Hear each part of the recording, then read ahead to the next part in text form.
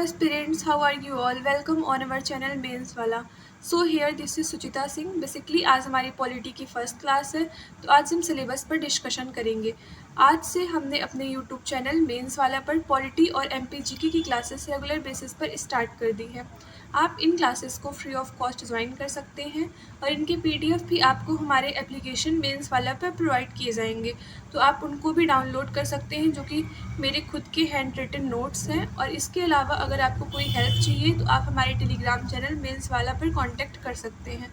Okay, so let's start today's session. देखिए, before moving forward मैं आपको बता दूं कि जो हमारी क्लासेस है वो बाइलिंगुअल रहने वाली हैं.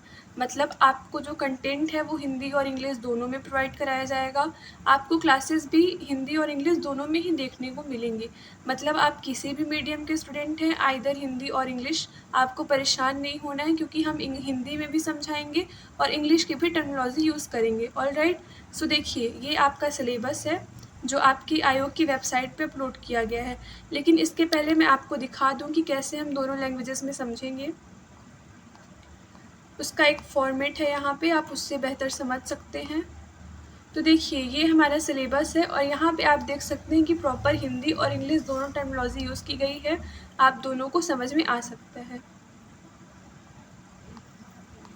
And this is our syllabus decoding, जिस पर हम आगे डिस्कशन करने वाले हैं. ऑलराइट, तो देखिए हम सिलेबस पर आते हैं. तो देखिए, हमें यूनिट 6 में टोटल 6 टॉपिक्स पढ़ने हैं, जो कि हमारी इंडियन पॉलिटी के हैं. हम इन टॉपिक्स में क्या कवर करेंगे, कैसे कवर करेंगे, इन पर ही आज का हमारा लेक्चर रहेगा. तो देखिए, आप किसी भी सब्जेक्ट को पढ़ते हैं उस पर पहले एक अंडरस्टैंडिंग डेवलप कीजिए कि ये आपको प्री में हेल्प करेगा, मेंस में हेल्प करेगा, इससे आपका कितना % पार्ट कवर होगा, इसका एग्ज़ाम में क्या वेटेज है. अगर आप इन कॉन्सेप्ट्स को क्लियर रखते हैं तो आपको चीज़ें एक लॉन्ग टर्म के लिए याद रहती हैं. ऑलराइट, आगे बढ़ते हैं. सो ये आपका सिलेबस है. फर्स्ट थिंग मैं आपको बता दूं कि एमपीपीसीएस प्री में हर यूनिट का वेटेज लगभग 10 क्वेश्चंस का रहता है. आपको इन 10 क्वेश्चन में से आपको पूरी कोशिश करनी है कि आप 8 से 9 क्वेश्चन सही करें, जिसमें से आप इजीली कट ऑफ क्लियर कर सकते हैं. इसमें से हर क्वेश्चन टॉपिक वाइज आता है, मतलब जितना आपके सिलेबस में जो लाइन लिखी हुई है, क्वेश्चंस भी आपके वहीं से आने हैं. मतलब देखिए, एज एग्जाम्पल, अगर आपके पॉलिटी में ये 6 पॉइंट्स लिखे हुए हैं तो क्वेश्चंस आपके जो आएंगे वो इन्हीं 6 पॉइंट्स में रहेंगे. मतलब अगर आप किसी भी टॉपिक को हर डायमेंशन के साथ कवर करते हैं तो आपके क्वेश्चंस इजीली ग्रैब कर सकते हैं. ऑलराइट, सो देखिए हम आगे देखते हैं. देखिए, today we are going to have a discussion on our syllabus analysis. Okay, so आप इसका एक ओवरव्यू देख सकते हैं कि इसमें क्या टॉपिक्स हैं आपके, उसमें कितने मार्क्स का आता है. सो बेसिकली आपको ये स्लाइड से पता चलेगा कि हमें किसी भी टॉपिक को स्किप नहीं करना है. हमें हर यूनिट, हर टॉपिक को बराबर वेटेज देके चलनी है, क्योंकि हर यूनिट, हर टॉपिक हमें उतने ही मार्क्स गेन कराएगा. ऑलराइट, सो देखिए, इसमें यूनिट 6A का फर्स्ट है, first topic, that is Bharat शासन अधिनियम 1919 और 1935. अब इसमें गवर्नमेंट इंडिया एक्ट 1919 एंड 1935. इसमें क्वेश्चंस बहुत डायरेक्टली पूछे जाते हैं. प्रीवियस ईयर में आपको डायरकी रूल पूछा था. इसमें 2022 प्रीलिम्स में एक क्वेश्चन आए हुए थे इससे. ऑलराइट, देखिए, अगर आप किसी भी अधिनियम को पढ़ते हैं तो आपको ये ज़रूर पढ़ना चाहिए कि उसके पहले क्या एक्ट आए, उस एक्ट का इस एक्ट पर क्या इफ़ेक्ट है. मतलब अगर हम 1919 के अधिनियम की बात कर रहे हैं तो हमें ये भी देखना चाहिए कि जो 1909 में अधिनियम आया था उसका इस एक्ट पर क्या इफ़ेक्ट है, उससे क्या प्रोविज़न्स लिए गए, क्या चेंजेस किए गए, हमारी कॉन्स्टिट्यूएंट असेंबली पर क्या इफ़ेक्ट पड़ा, कॉन्स्टिट्यूशन पर क्या इफ़ेक्ट पड़ा. आपको हर अप्रोच से जब आप पढ़ेंगे तभी आपके प्रीलिम्स के क्वेश्चन बन पाएंगे. ऑलराइट, तो देखिए, हमारा सेकेंड टॉपिक है संविधान सभा, दैट इज़ कॉन्स्टिट्यूएंट असेंबली. हम इस टॉपिक पर भी ब्रीफ डिस्कशन करेंगे. देखेंगे कैसे संवैधानिक विकास हुआ, कैसे संविधान सभा में कितनी कमिटीज़ बनी, कितनी मीटिंग्स हुई, कितने सेशंस हुए, कितने मेंबर्स थे, आफ्टर पार्टीशन क्या हुआ, हम सब कुछ ब्रीफ में डिस्कशन करेंगे. And the third point is union executive, president and parliament. Okay, so देखिए, यूनियन एग्जीक्यूटिव में हम अपना डिस्कशन करेंगे कैसे एग्जीक्यूटिव वर्क करती है, कैसे वो लॉ बनाती है, कैसे जुडिशरी उसे प्रोटेक्ट करती है, हम सब कुछ डिस्कस करेंगे। प्रेसिडेंट में भी हम सारे प्रोविजंस पढ़ेंगे, सारे आर्टिकल्स पढ़ेंगे, उसकी क्या ड्यूटीज़ हैं, कहाँ से उसका जो पोस्ट है वो लिया गया, मीन्स किस कंट्री से, हम सब कुछ डिस्कस करेंगे। ऑलराइट, सो देखिए, और हम पार्लियामेंट पे भी डिस्कशन करेंगे, क्या उसके पार्ट्स हैं, that is Lok Sabha, Rajya Sabha and president, क्या वर्क हैं, क्या इंपॉर्टेंस है, सब कुछ हम अपना डिटेल में डिस्कशन करेंगे। Alright, our next topic is fundamental rights and duties of the citizens and directive principles of state policy, means मौलिक अधिकार, कर्तव्य और राज्य की नीति निर्देशक तत्व। देखिए, इन सब टॉपिक्स पर अगर आप 1-2 लेक्चर्स देखते हैं तो आपकी अप्रोच बहुत अच्छी हो जाती है, आपके कॉन्सेप्ट्स क्लियर रहते हैं, क्योंकि ये ऐसे प्रोविज़न होते हैं जो हम अपनी डेली लाइफ में सुनते ही रहते हैं। जैसे हम फंडामेंटल राइट्स कहीं ना कहीं सुने ही रहते हैं, हमने अपने previous classes like 11th 12th 10th में भी इनका कहीं ना कहीं ब्रीफ में डिस्कशन पढ़ा रहता है। Okay, so our next topic is संवैधानिक संशोधन, दैट इज़ कॉन्स्टिट्यूशनल अमेंडमेंट्स। संवैधानिक संशोधन में कोई ऐसा समझाने जैसा पॉइंट है नहीं, आपको इस टॉपिक पर थोड़ा लर्न करने पर ज़्यादा वर्क करना पड़ेगा। देखिए, हम आपको कंटेंट्स प्रोवाइड कराएंगे, खैर इस टॉपिक के भी हम लेक्चर्स तो प्रोवाइड कराएंगे, मगर इसमें थोड़ा फैक्चुअल है, पूरे कॉन्स्टिट्यूशनल अमेंडमेंट्स हैं वो आपको लर्न करने ही पड़ेंगे। हम कंटेंट्स जो प्रोवाइड कराएंगे वो आपके लिए सफिशिएंट रहेगा, तो आप वहाँ से डायरेक्टली इसको लर्न कर सकते हैं। Alright, our next topic is judicial system and supreme court. इसमें भी हम बहुत ही डिटेल में डिस्कशन करेंगे, सुप्रीम कोर्ट, हाई कोर्ट, सब ऑर्डिनेट कोर्ट्स, अवर डिस्ट्रिक्ट कोर्ट्स, सब कुछ एकदम लेवल वाइज, कौन कितना ऊपर है, कहाँ पे लोकेटेड है, क्या प्रोविजंस है, क्या उसके पावर्स हैं, हम सब कुछ डिस्कशन करेंगे। ऑलराइट, सो देखिए, हम आगे चलते हैं। ये अपना लेक्चर प्लानर है जिसके हिसाब से हम अपने सिलेबस को डिकोड करेंगे। तो आप इस सिलेबस डिकोडिंग से ये आइडिया कर सकते हैं कैसे हम अक्टूबर के लास्ट वीक तक अपने पूरे सिलेबस को 1 बाय 1 कवर कर लेंगे। ऑलराइट, सो देखिए, हमारा फर्स्ट टॉपिक है हिस्टोरिकल बैकग्राउंड, दैट इज़ पृष्ठभूमि। हम इस टॉपिक में पढ़ेंगे कि जैसे ब्रिटिशर्स ने क्या पहले एक्ट्स लाए थे, like 1773 regulating act, 1784 British India act, हम इन सब पर भी थोड़ा ब्रीफ में डिस्कशन करेंगे।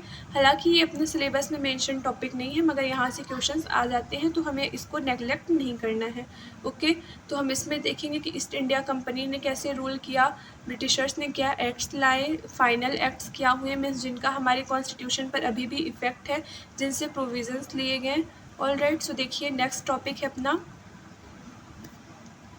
1919 और 1935 का भारत शासन अधिनियम, मीन्स 1919 एंड 1935 का गवर्नमेंट इंडिया एक्ट।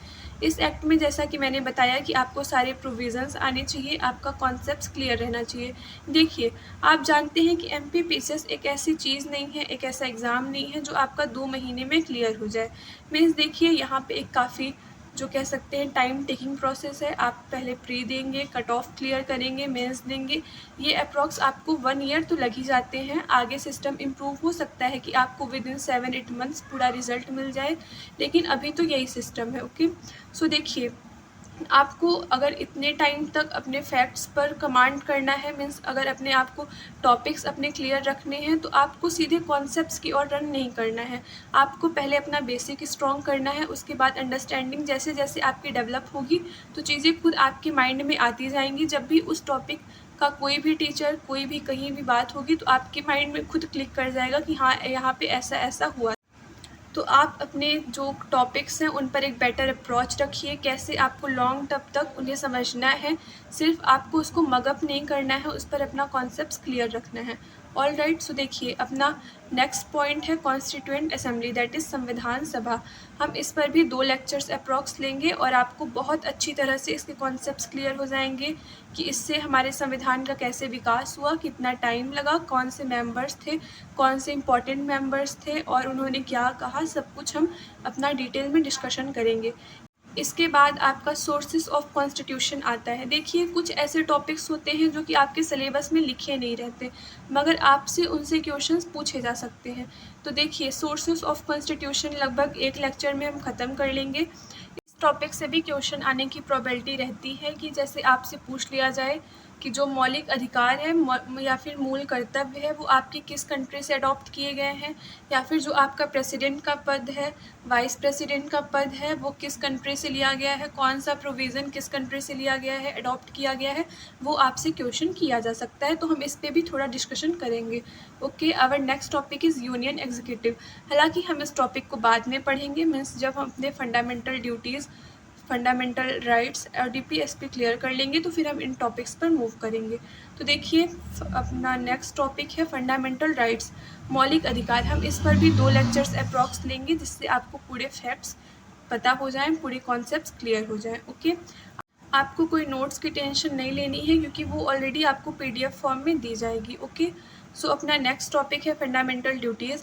इसमें भी हम डिस्कशन करेंगे किस कमेटी ने सिफारिश की, कब किस कॉन्स्टिट्यूशनल अमेंडमेंट द्वारा इसको लाया गया, कितने पहले प्रोविजंस थे, अब कितने हैं, हम सब कुछ इसमें डिटेल में डिस्कशन करेंगे।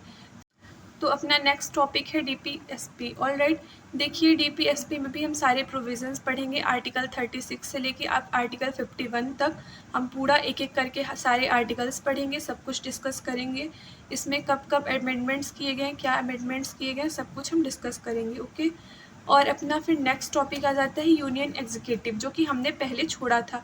अब देखिए यूनियन एग्जीक्यूटिव में आपको बहुत सारे पार्ट्स पढ़ने हैं, मीन्स ये बहुत ही ज़्यादा लेंदी है, जो कि आप मेंस के व्यू पॉइंट से मेंस की क्लासेस में पढ़ेंगे। अभी आपको प्रीलिम्स के लिए पढ़ा दिया जाएगा। यूनियन एग्जीक्यूटिव, प्रेसिडेंट, पार्लियामेंट, ये थोड़ा टाइम टेकिंग लेक्चर्स हैं जो कि हम जल्दी कवर कर लेंगे, जिससे आपको चीज़ें क्लियर भी रहें और प्रीलिम्स के पहले आपको इनफ टाइम भी मिल जाए MCQ प्रैक्टिस के लिए। ओके, और अपना नेक्स्ट टॉपिक रहेगा कॉन्स्टिट्यूशनल अमेंडमेंट्स, दैट इज संविधान संशोधन। तो मैंने ये आपको पिछले स्लाइड में बताया। और last one is judicial system, तो इन सब पर हम पहले ही डिस्कशन कर चुके हैं। ओके, तो देखिए यहाँ पे हमने 1 बाय 1 अपने सिलेबस पर पूरा डिस्कशन कर लिया है। अब बात आती है MCQ प्रैक्टिस पर। देखिए अगर आप MCQ प्रैक्टिस किए बिना ही एग्ज़ाम देने जाते हैं तो एनी हाउ आपने कितने भी फैक्ट्स मगअप किए हैं, बट वहाँ पे आपसे माइनर मिस्टेक्स हो ही जाती है। ओके, तो देखिए मैं आपको सजेस्ट करूँगी कि आप जो MCQ प्रैक्टिस है वो जैसे ही हमारे लेक्चर ओवर होते हैं वैसे ही टॉपिक वाइज उनको सॉल्व कीजिए। अगर आप इसका वेट करते हैं कि पहले पूरा सिलेबस ख़त्म होने दो देन हम MCQ प्रैक्टिस करेंगे, तो ये सही बात नहीं है। आपको टॉपिक वाइज ही MCQ प्रैक्टिस करनी है। आप MCQ प्रैक्टिस के लिए घटना चक्र प्रेफर कर सकते हैं। अगर आपने इन केस घटना चक्र नहीं ली है तो आप हमारे मेंस वाला एप्लीकेशन पर जो टेस्ट सीरीज़ है 149 की, आप वो भी ले सकते हैं। उसमें 30 टेस्ट दिए हुए हैं जिनका कि आपको डिटेल सॉल्यूशन भी मिला है। ओके, सो देखिए एट लास्ट हम देखते हैं कि अगर आप किसी भी सब्जेक्ट को पढ़ते हैं तो आपको ये पता होना चाहिए कि आपका इस सब्जेक्ट का मेंस में क्या रोल है। तो आइए हम उस पर भी डिस्कशन करते हैं।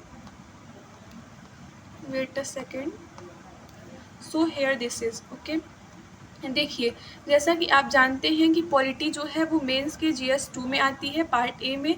तो देखिए जो हमारी फर्स्ट यूनिट है उसका लगभग 70% पार्ट यहाँ पे कवर हो जाता है सिर्फ हमारे प्रीलिम्स के सिलेबस से। मतलब अगर आप प्रीलिम्स के 6 टॉपिक्स पर पूरी कमांड रखते हैं, 360 डिग्री अप्रोच लेके चलते हैं, तो आपका ईजिली यहाँ पे 70% पार्ट कवर हो जाएगा। अगर आपका एक बार बेस स्ट्रॉन्ग हो गया तो फिर आपको पूरा सिलेबस कवर करने में कोई भी डिफ़िकल्टी नहीं आएगी। ओके, तो यहाँ पे हम एक बार देख लेते हैं क्या टॉपिक है। स्पेशली फर्स्ट यूनिट में कॉन्स्टिट्यूशन ऑफ इंडिया है। इसमें आपका पूरा fundamental characteristic, basic structure, important amendments, ये सब हम पहले ही डिस्कस कर लिए हैं प्रीलिम्स के सिलेबस में।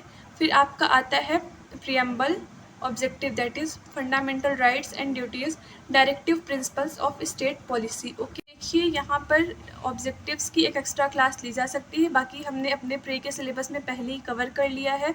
अपना जो 4th टॉपिक था that is fundamental right, duties and DPSP। Alright, and अपना जो नेक्स्ट है वो है state relation, supreme court, high court, judicial activism, judicial review, लोक अदालत एंड पब्लिक इंटरेस्ट लिटिगेशन। तो ये आपके 30% में आता है, जिसमें हमने सुप्रीम कोर्ट, हाई कोर्ट ये सब कवर कर लिया है प्रीलिम्स के सिलेबस में। सो देखिए आज के लेक्चर में आपने पूरा डिस्कशन कर लिया कि क्या कैसे हमें पढ़ना है, क्या अप्रोच लेके चलनी है, कब तक में हमारा सिलेबस कवर होगा, उस सिलेबस से हमें मेंस में क्या प्रॉफिट मिलेगा, और फिर हमें क्या करना है, कैसे एमसीक्यू प्रैक्टिस करनी है, कहाँ से करनी है, हमने सब कुछ अप्रॉक्स डिस्कशन कर लिया है। देखिए, आप एमसीक्यू प्रैक्टिस को स्किप नहीं कर सकते हैं, क्योंकि जैसे ही मेंस के लिए मेंस आंसर राइटिंग इंपॉर्टेंट होती है। मीन्स देखिए, आप सभी अगर एमपीपीएससी की प्रिपरेशन कर रहे हैं तो ये तो पता ही होगा कि जो मेंस के लिए जितनी आंसर राइटिंग प्रैक्टिस करता है उसके आंसर्स उतने ही इफेक्टिव होते हैं और वही मेरिट लिस्ट में आ पाते हैं। ऑलराइट, तो देखिए, अगर आपको डीसी बनना है, डीएसपी बनना है, तो ऑलराइट आपको मेंस का एग्ज़ाम तो देना ही पड़ेगा। तो आप उसके लिए अभी से अपना बेस स्ट्रॉन्ग रखिए, प्रैक्टिस करने की हैबिट डाल लीजिए। आप अभी एमसीक्यू प्रैक्टिस करिए, आपका एग्ज़ाम्स जैसे ही कवर हो जाएगा तो आप तुरंत मेंस प्रैक्टिस करिएगा। मेंस आंसर राइटिंग में आपको बहुत वर्क करना पड़ता है, तो आप थोड़ा थोड़ा वर्क अभी प्रीलिम्स से करने का सीखिए, ठीक है। सो दैट्स ऑल, आज का हमारा लेक्चर यहीं पर ख़त्म होता है। अगर आपको कोई प्रॉब्लम है तो आप कमेंट में पिन कर सकते हैं। कल से हमारे लेक्चर्स रेगुलरली आपको मिल जाएंगे, तो आप टॉपिक वाइज ही अपनी एमसीक्यू प्रैक्टिस करते रहिए। That's all, thank you so much, all the very best.